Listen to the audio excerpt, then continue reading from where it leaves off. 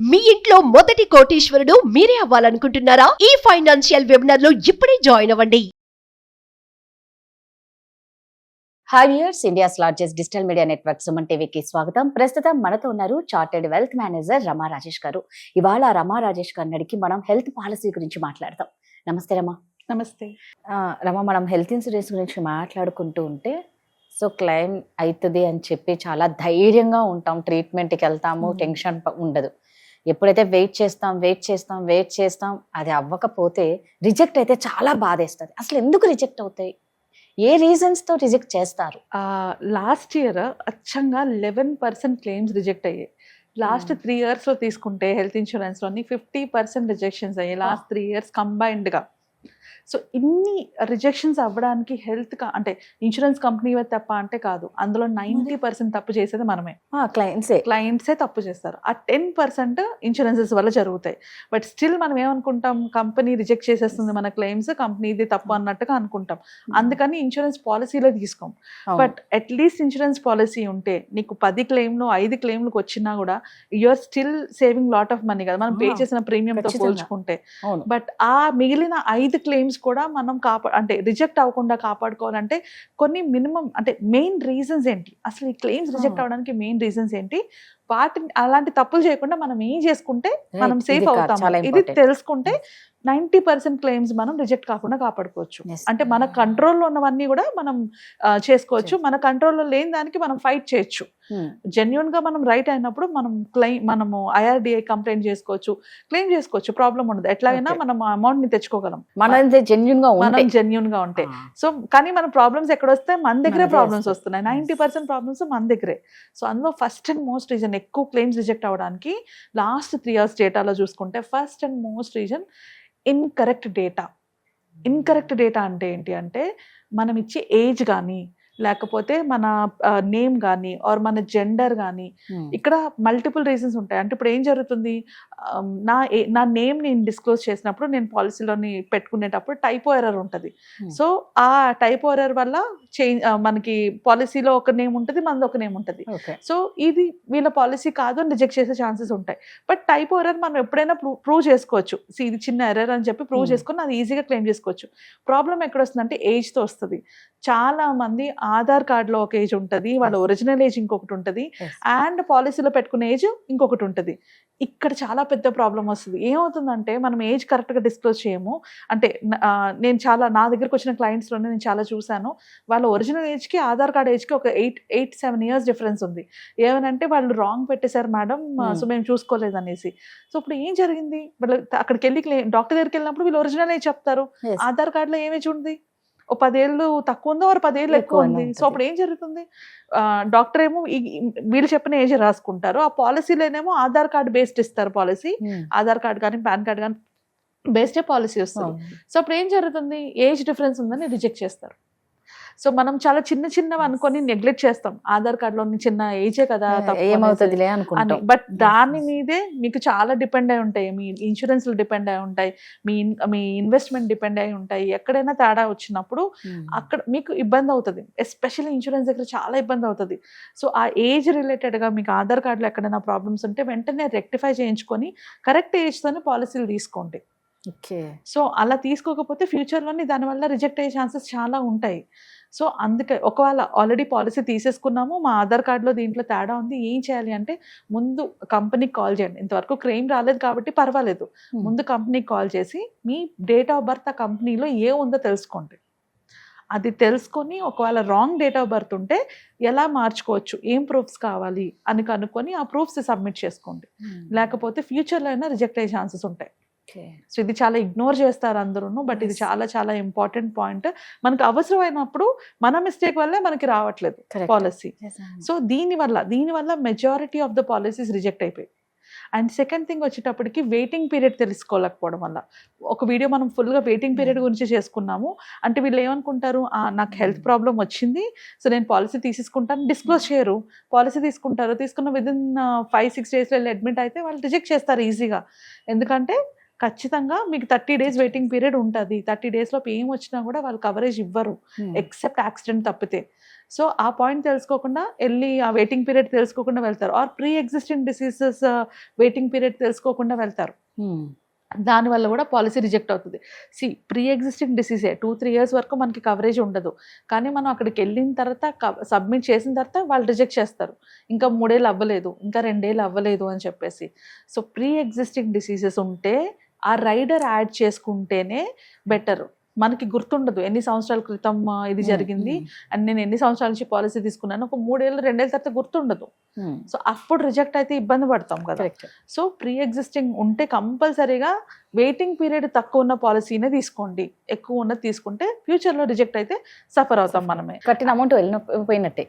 అంటే ఆ పర్టికులర్ ప్రాబ్లంకి ఆ ఒక్క క్లెయిమ్ కే రిజెక్ట్ అవుతుంది, మిగిలిన దేనికి వచ్చినా కూడా ప్రాబ్లం ఉండదు. ఓన్లీ ఇప్పుడు ఫర్ ఎగ్జాంపుల్ ఎవరికో బీపీ ఉంది, వాళ్ళు బీపీ అని చెప్పారు, కానీ 3 years వెయిటింగ్ పీరియడ్ అంటే 2015లో చెప్పారు అనుకుందాం, 2017లోని వాళ్ళకి బీపీ రిలేటెడ్ గా హార్ట్ ప్రాబ్లం వచ్చింది, హాస్పిటల్ అడ్మిట్ అయ్యారు. కానీ ఇన్సూరెన్స్ పాలసీ ప్రకారంగా 3 ఏళ్ళు ఉండాలి వెయిటింగ్ పీరియడ్, ఇక్కడ 2 ఏళ్ళు అయింది. సో వీళ్ళు హార్ట్ రిలేటెడ్ గా హాస్పిటల్ అడ్మిట్ అయినా కూడా వాళ్ళకి డబ్బులు రావు. ఎందుకు? మీ వెయిటింగ్ పీరియడ్ ఇంకా అవ్వలేదు. సో అది ప్రాబ్లమ్. నాకు బీపీ ఉండడం వల్ల కాదు, బీపీ నుంచి నాకు ఏం వచ్చినా కూడా దానికి కూడా కవరేజ్ ఉండదు. బట్ అది ఎప్పుడు ఎలా వస్తుందో మనకు తెలియదు కదా. అందుకనే ప్రీ ఎగ్జిస్టింగ్ డిసీజెస్ ఉన్నప్పుడు ఆ వెయిటింగ్ పీరియడ్ తక్కువ ఉన్న పాలసీ తీసుకోవాలి. మనకి ఒక డిసీజ్ ఉంది అంటే దాని తక్కువ వెయిటింగ్ పీరియడ్ ఉన్న పాలసీ తీసుకుంటేనే బెటర్. అప్పుడు మనకి ఎప్పుడు అవసరం వచ్చినా కూడా ఇబ్బంది ఉండదు. ఎందుకంటే మనం 2 ఏళ్ళ తర్వాత నాకు పాలసీ ఉంది అనుకుంటాను, కానీ ఇంకొక సంవత్సరం వెయిట్ చేయాలి, ఇంకో 2 సంవత్సరాలు వెయిట్ చేయాలి అనుకోలేం కదా. అందుకు ఇక్కడ చాలా ప్రాబ్లమ్స్ ఎక్కువ రిజెక్ట్ అయితే అక్కడే ఆ వెయిటింగ్ పీరియడ్ దగ్గర రిజెక్ట్ అవుతుంటాయి. ఆ వెయిటింగ్ పీరియడ్ ని తగ్గించుకోవాలి మనం, తగ్గించుకోవాలి. ఏమైనా ఎగ్జిస్టింగ్ డిసీజెస్ ఉంటే వెయిటింగ్ పీరియడ్ తగ్గించుకున్నది తీసుకోండి. అండ్ తర్వాతకి వచ్చేటప్పటికి మనం మెడికల్ రికార్డ్స్ మనం సబ్మిట్ చేసే మెడికల్ ఇది ఎక్కువ రియంబర్స్మెంట్ లో వస్తుంది. వాళ్ళు అడుగుతారు డీటెయిల్స్, అంటే ఈ డీటెయిల్ కావాలి ఆ డీటెయిల్ కావాలని. మనం హాస్పిటల్ నుంచి తీసుకోం కొన్ని డీటెయిల్స్, అంటే వాళ్ళు ఇచ్చింది పట్టుకొస్తాం, బట్ ఇన్సూరెన్స్ కి మనం చూపించేటప్పుడు వాళ్ళు చాలా అడుగుతారు. సో ఈ రీజన్స్ వల్ల రిజెక్ట్ అవుతూ ఉంటాయి అన్నమాట. సో కంపల్సరీగా మనం రియంబర్స్మెంట్ పెట్టుకునే ముందే పాలసీ అంటే కస్టమర్ కేర్ కాల్ చేసి ఇలా నేను రియంబర్స్మెంట్ పెట్టుకున్నాను, వీటికి కావాల్సిన డాక్యుమెంట్స్ అన్ని ఏంటి అని ముందే లిస్ట్ తీసుకొని ఆ లిస్ట్ పట్టుకొని వెళ్ళి డాక్టర్ హాస్పిటల్లో ఇచ్చి ఆ డీటెయిల్స్ అన్ని తెచ్చుకొస్తే రిజెక్షన్ అయ్యే ఛాన్సెస్ తక్కువ ఉంటాయి. సో కంపల్సరీగా మనం ముందు వీళ్ళతో మాట్లాడాలి, వీళ్ళకి ఏం కావాలో తెలుసుకోవాలి. అఫ్ కోర్స్ వీళ్ళు తర్వాత మళ్ళీ అది కావాలి ఇది కావాలని చెప్తారు, బట్ ఆ డేటా అంతా కూడా మన హాస్పిటల్ ఇస్తుందా లేదా, లేకపోతే పరిస్థితి ఏంటి ఇవి కనుక్కోవాలి. రీఎంబర్స్మెంట్లో ఎక్కువ ప్రాబ్లమ్స్ వస్తాయి. అలా కాకుండా క్లెయిమ్స్లోని కనుక అంటే హాస్పిటల్లో అడ్మిట్ అయ్యాక హాస్పిటల్ డాక్యుమెంట్స్ సరిగ్గా సబ్మిట్ చేయకపోయినా రిజెక్ట్ అవుతుంది. అప్పుడు మనం హాస్పిటల్ వాళ్ళతో డీల్ చేసుకోవాల్సి ఉంటుంది. ఇది క్యాష్లెస్ అప్పుడు. ఓకే. సో అది వన్ వే. దానివల్ల కూడా ఎక్కువ పాలసీస్ రిజెక్ట్ అవుతుంటాయి. ఇంకొకటి పాలసీ ఉంది అనుకుంటాము, కానీ ఆ policy premium on time pay చేయం. ఇప్పుడు నాకు ఒక పాలసీ లాస్ట్ ఇయర్ జూన్లో తీసుకున్నాను, June 1st తీసుకున్నాను అనుకుందాం పాలసీ. ఈ ఇయర్ June 1st కల్లా నాకు మళ్ళీ రెన్యూ చేయించుకోలేదు. నేను June 5th June 6th hospital admit అయ్యాను అనుకో, ఆ పాలసీ ల్యాప్స్ అయిపోయింది, నాకు కవరేజ్ రాదు. సో ఎప్పుడు కూడా ప్రీమియం ముందుగానే పే చేసుకోవాలి. సో ప్రతి ఇన్సూరెన్స్ కంపెనీ కూడా మనకి రిమైండర్స్ పంపిస్తూనే ఉంటుంది. వాట్ ఈస్ బెటర్ అంటే ఒక 15 రోజులు 1 నెల రోజుల ముందే నెక్స్ట్ ఇయర్కి రెన్యూ చేసుకోండి. ఎందుకంటే ఇది ఎవ్రీ ఇయర్ రెన్యూవల్ చేసుకోవాలి. ఈ రెన్యూవల్ గ్యాప్లోని కనుక ఒక 30 days గ్యాప్లోని కనుక మనం చేయించుకోకపోతే ఆ పాలసీ ఎక్స్పైర్ అయిపోయినట్టే, మళ్ళీ కొత్త పాలసీ తీసుకున్నట్టే వస్తుంది. సో మళ్ళీ మనం కొత్త పాలసీ తీసుకుంటే మళ్ళీ మెడికల్ టెస్ట్లు అవన్నీ మళ్ళీ పీఈడి అన్నీ ఉంటాయి, ప్రీ ఎగ్జిస్టింగ్ డిసీజెస్ అన్నీ ఉంటాయి. సో ఒక్కసారి పాలసీ తీసుకోవడం కాదు, every year on time renewal చేయించుకోవాలి, దాన్ని మెయింటైన్ చేయాలి. అది every year on time renewal చేయించుకోవాలి. సో చాలా ఇంపార్టెంట్. ఇక్కడ కూడా చాలా మంది మిస్టేక్స్ చేస్తారు. సో ఆ డేట్స్ పెట్టుకోండి దగ్గరగా. ఇప్పుడు ఫర్ ఎగ్జాంపుల్ టర్మ్ లైఫ్ ఇన్సూరెన్స్కి ఈ డేట్, హెల్త్ ఇన్సూరెన్స్ ఈ డేట్, లేదా అన్ని ఇన్సూరెన్స్ పాలసీలు ఒకే డేట్లోని ఒకేసారి తీసుకున్నా కూడా మీకు ఎవ్రీ ఇయర్ ఆ టైంకి గుర్తొచ్చి పే చేసుకుంటారు. రిమైండర్స్ మీకు వస్తాయి, అయినా కూడా నెగ్లెక్ట్ చేయకూడదు. ఏదో ఒక బిజీలో పడిపోయి ఎక్కడో పడిపోయి నెగ్లెక్ట్ చేస్తాం, ఇక్కడే ప్రాబ్లం వస్తుంది. సో అందుకే టర్మ్ లైఫ్ ఇన్సూరెన్స్లో ఒక ఆప్షన్ ఏముంటుంది, లిమిటెడ్ పీరియడ్ ఉంటుంది అనమాట. సో నేను మోస్ట్లీ అందరికీ లిమిటెడ్ పీరియడ్ పే చేసేసుకోండి అని చెప్తాను. అంటే 5 yearsలో క్లియర్ చేసేయడం మొత్తం. అట్లా చేసుకుంటే ఏమవుతుంది, ఎవ్రీ ఇయర్ మనకి రిమైండర్స్ అక్కర్లేదు. బట్ హెల్త్ ఇన్సూరెన్స్లో అలా ఉండదు. హెల్త్ ఇన్సూరెన్స్లో ఎవ్రీ ఇయర్ కానీ, ఎవ్రీ 2 years కానీ, ఎవ్రీ 3 years కానీ మాక్సిమం పే చేసుకోవచ్చు. అంటే ఒకేసారి పేమెంట్ చేసుకోవడం మాక్సిమం 3 years వరకే ఇస్తారు, బియాండ్ దట్ వాళ్ళు ఇవ్వరు. సో అందుకు ఆ పాలసీ డ్యూ డేట్స్ ఎప్పుడు అని మీరు మీ రిమైండర్స్ పెట్టుకొని చూసుకోకపోతే దానివల్ల కూడా రిజెక్ట్ అయ్యే ఛాన్సెస్ ఉంటాయి.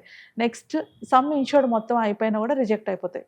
మనం తీసుకున్నది 5 లక్షల పాలసీ, 5 లక్షలు అయిపోయిందంటే కూడా రిజెక్ట్ అవుతాయి కదా. మనకి పాలసీ అమౌంట్ ఆల్రెడీ ఫ్యామిలీ మొత్తం తీసుకుంటాం, మదర్కి వాడేసాము, ఫాదర్కి వాడేసాము, ఇప్పుడు నాకు అవసరం వచ్చిందంటే డబ్బులు ఉండదు. సో అలా కూడా రిజెక్ట్ అయిపోతుంది. సో తెలీదు అది ఎంత ఎగ్జాస్ట్ చేసామని తెలుసుకోము, అంటే క్లాష్లెస్ అయిపోయింది కదా అనుకుంటాము, బట్ అలా ఉన్నప్పుడు కూడా జరుగుతుంది. సో ఎడిక్వేట్ పాలసీ ఉండాలి. ఇప్పుడు ఇంట్లో పెద్దవాళ్ళు ఉన్నారు, వాళ్ళతో పాటు పాలసీ తీసుకుంటున్నాం అంటే 5 lakhs 3 lakhs సరిపోదు. ఒక చిన్న ట్రీట్మెంట్కి ఇప్పుడు మెడికల్ ఇన్ఫ్లేషన్ 12% ఉంది. సో కంపల్సరీగా పాలసీ పెద్దవాళ్ళతో కలిపి తీసుకుంటున్నా ఆర్ ఇంట్లోని ఏమైనా ప్రీ ఎగ్జిస్టింగ్ డిసీజెస్ ఉన్నా మినిమం 10 lakhs నుంచి పాలసీ ఉండాల్సిందే. ఇప్పుడు చాలా పాలసీస్ కొత్త బెనిఫిట్స్ ఏమిస్తాయంటే, ఇప్పుడు 10 లక్షల పాలసీ ఇప్పుడు తీసుకుంటే నెక్స్ట్ ఇయర్కి ఈ 10 lakhsని వాళ్ళు 15 lakhs చేస్తున్నారు, ఆ నెక్స్ట్ ఇయర్ 20 lakhs చేస్తున్నారు. అంటే పాలసీ అమౌంట్ని ఆటోమేటిక్గా పెంచుతున్నారు అనమాట. అలాంటి చాలా పాలసీస్ ఉన్నాయి. అలాంటివి తీసుకున్నా పర్వాలేదు, బట్ మినిమం 10 ఆర్ అంతకన్నా 10 వరకు మేము పెట్టుకోలేమంటే 5 అయినా ఉండాలి. అంతకన్నా తక్కువ తీసుకున్న వల్ల యూజ్ ఉండదు పాలసీస్.